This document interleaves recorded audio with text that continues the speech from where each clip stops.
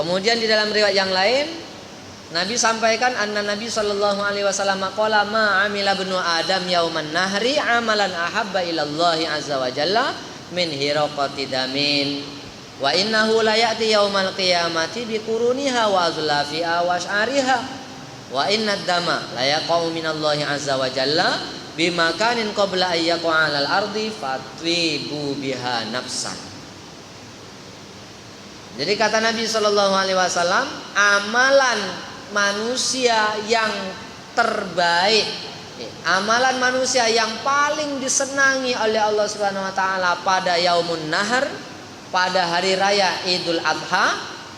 Jadi amalan yang paling disenangi oleh Allah yang dikerjakan oleh manusia pada hari raya Idul Adha adalah menumpahkan darah. Maksudnya mengalirkan darah, menyembelih hewan kurban. Itu amalan yang paling disenangi oleh Allah Subhanahu wa taala. Kemudian Nabi sallallahu alaihi wasallam menyampaikan bahwasanya hewan kurban itu akan datang pada hari kiamat dengan tanduk-tanduknya, dengan kuku-kukunya, dengan bulu-bulunya. Jadi sempurna datangnya, walaupun tanduknya tidak dimakan oleh manusia, kukunya dibuang oleh manusia. Bulu-bulunya pun dibuang juga, tidak dimakan. Barang yang seperti itu saja akan mendatangi kita nanti di hari kiamat. Apalagi yang dimakan, yang dimanfaatkan oleh manusia. Oh, lebih lagi. Barang yang tak berharga saja dia akan mendatangi kita di hari kiamat nanti. Akan memberikan pahala. Apalagi yang dimakan, yang dikonsumsi, yang dibutuhkan, yang bermanfaat kepada manusia. Masya Allah, lebih banyak lagi nilainya. Terus saking senangnya Allah Subhanahu wa taala kepada amalan menyembelih hewan kurban di hari raya Idul Adha itu, kata Nabi sallallahu alaihi wasallam, wa innad dama, sesungguhnya darah yang disembelih oleh seseorang, belum lagi darah itu sampai ke tanah, maka amalan itu sudah sampai, sudah disambut, sudah diterima oleh Allah Subhanahu wa taala. Cepatnya Allah menerima amalan itu. Saking senangnya Allah Subhanahu wa taala, maka amalan itu langsung diterima oleh Allah. Belum lagi darah itu menetes ke tanah, dah diterima amalan. Macam mana gak sukunya Allah Subhanahu wa taala. Begitu cepatnya amalan orang yang menyembelih hewan kurban pada hari raya Idul Adha itu diterima oleh Allah Subhanahu wa taala. Kemudian di dalam riwayat yang lain lagi, An Zaid bin Arqam qala ashabu Rasulullah sallallahu alaihi wasallam, ya Rasulullah, ma hadhil adhahi? Qala sunnatu abikum Ibrahim. Qalu fama lana fiha ya Rasulullah?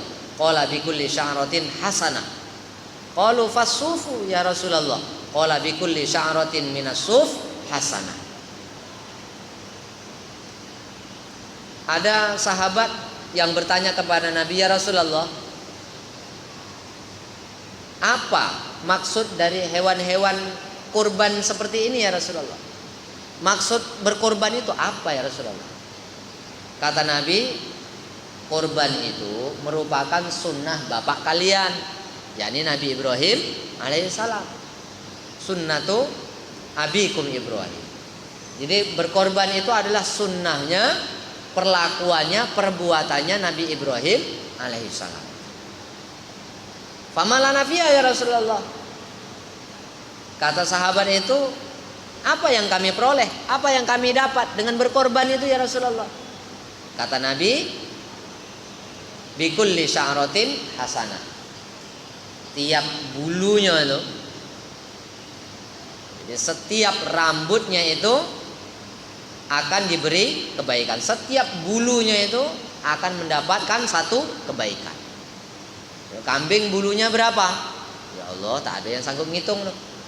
Itulah kebaikan yang akan diperoleh. Setiap bulu satu kebaikan. Terus sahabat itu tanya lagi, fasufu ya Rasulullah, macam mana dengan rambutnya ya Rasulullah? Kalau bulu itu kan yang kecil-kecil, kalau rambut ini kan yang panjang-panjang. Kalau kambing itu ada model jenggotnya, ada yang lain-lainnya yang panjang-panjang itu. Macam mana dengan rambutnya ya Rasulullah? Kata Nabi, setiap bulu-bulu yang terdapat pada rambut-rambutnya itu termasuk dihitung semuanya.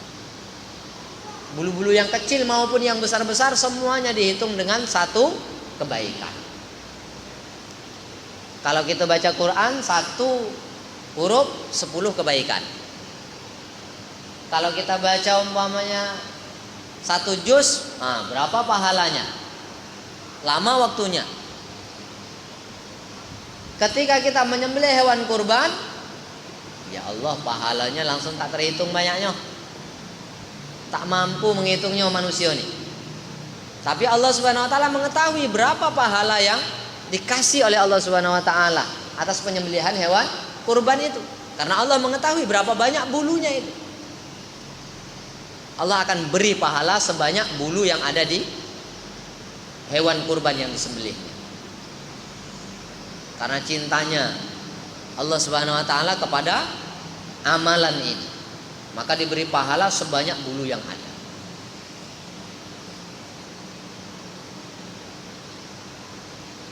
Pada riwayat yang lain,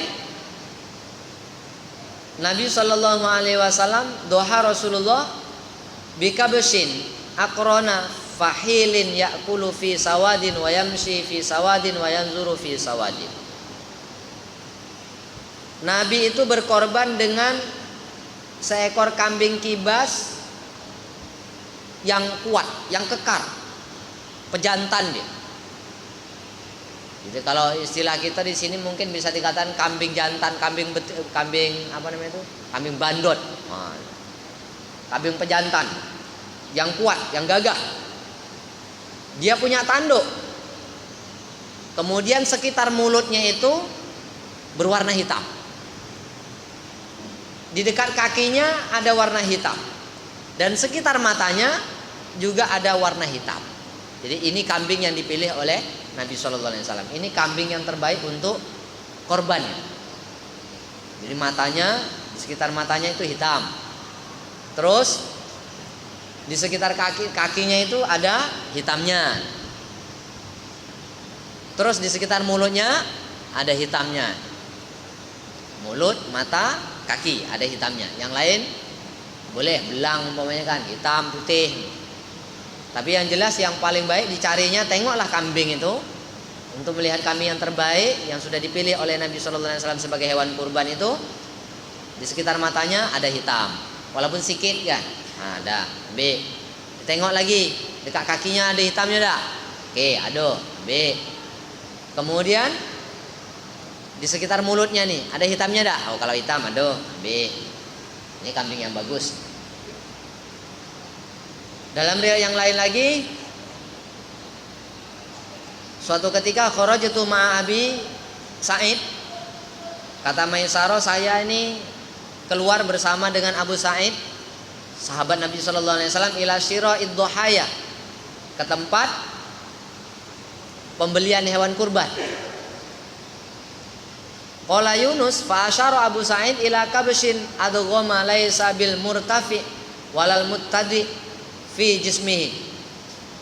Ketika itu Abu Sa'id menunjuk ke arah satu ekor kambing kibas yang warna hitamnya sedikit. Warna hitamnya sedikit. Kemudian kambing itu tidak tinggi, tapi tak pendek juga. Kambing itu tidak tinggi, tidak jangkung kambing itu. Jadi kambingnya ini tidak tinggi. Terus kambingnya ini tidak kurus badannya. Tidak tinggi kambingnya, juga tidak kurus. Jadi kekar memang kambingnya tuh. Nampak gagah kambingnya. Kemudian Abu Sa'id mengatakan, faqala li istarili hadza ka'annahu syabbahu bi kabsyi Rasulillah sallallahu alaihi wasallam. Nih, aku beli yang ini, berikan ini kepada saya. Karena kambing yang ini sama mirip dengan kambing yang disembelih sebagai hewan kurban oleh Nabi Sallallahu Alaihi Wasallam. Jadi cari kambing yang warna hitamnya sedikit, cari kalau ada. Ini kambing-kambing yang terbaik. Kalau hitam semuanya macam mana? Ya bagus. Tapi kalau masih bisa milih, ya pilihlah kambing yang hitamnya itu sedikit dibandingkan dengan warna warna yang lain. Terus Nabi sampaikan lagi, anna Rasulullah qala khairul kafan al-hullah wa khairud duhaya al-kabsul aqron. Kata Nabi, sebaik-baik kafan itu adalah al-hullah, kain yang lembut. Kemudian sebaik-baik duhaya, sebaik-baik kambing untuk dijadikan hewan kurban adalah al-kabsul aqron, kambing kibas yang punya tanduk, yang bertanduk. Jadi walaupun kambing itu gemuk, walaupun kambing itu ada plek hitamnya umpamanya kan, warna hitamnya sedikit, tengok tanduknya elok dak. Kalau tanduknya kecil aja umpamanya kan, nah pilih yang lain. Cari yang tanduknya bagus. Kemudian dalam riwayat yang lain lagi,